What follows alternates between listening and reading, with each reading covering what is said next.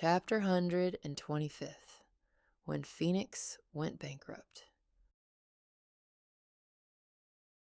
Phoenix wasn't bad. He was the only thing I had. He lifted me when no one else would. Thank you for that. Now it's time to let him rest. My whole life I rose from ashes.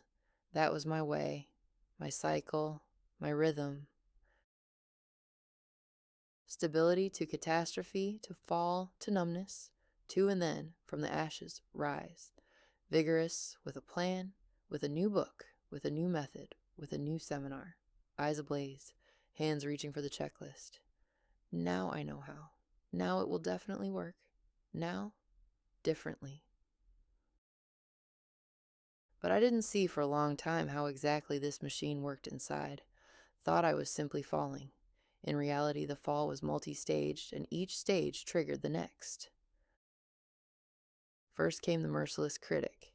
He didn't shout, just stated, "You're not good enough." Failed again. In grandmother's voice, grandmother's intonation, only from inside. In response, the perfectionist jumped up to prove the critic wrong. One more plan, one more attempt, 12 more hours of work. Control immediately tightened everything. Calculate, anticipate, prevent error. And when the perfectionist lost, when the plan didn't work, when yet another therapy gave 3 days of afterglow and everything returned, then came the helpless surrenderer. Quiet, tired. Pointless, give up. Nothing will change. After him, the teenage binge eater activated. Eat it down, drown it out, stuff your mouth with whatever. Just don't feel. And only then, when the surrenderer had already convinced and the binge eater had already gone numb, came the voice of death, the suicidal part, the voice that doesn't shout, that whispers, "Why?" At 40, the rise didn't happen. For the first time, there was ash, badom, but no bird, not enough energy. Despair, which used to be fuel for takeoff, became simply despair. Not a launch pad, a pit. This was the most terrifying moment, scarier than the knife, scarier than the balcony, because the knife and the balcony are still about action, but Phoenix's bankruptcy is when there's no more action, when you lie and can't get up. Not because something holds you, because inside is empty. Not painful, empty, as if someone removed the battery.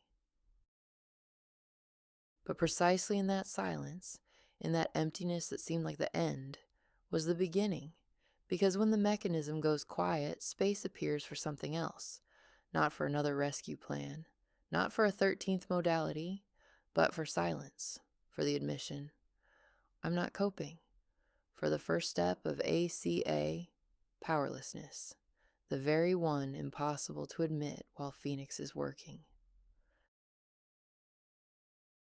The first step of ACA, admitting powerlessness, became possible only because the rise didn't work. While it worked, I couldn't admit powerlessness, because I always rose, always coped, always found a way. And when the way ended, only one thing remained: ask for help.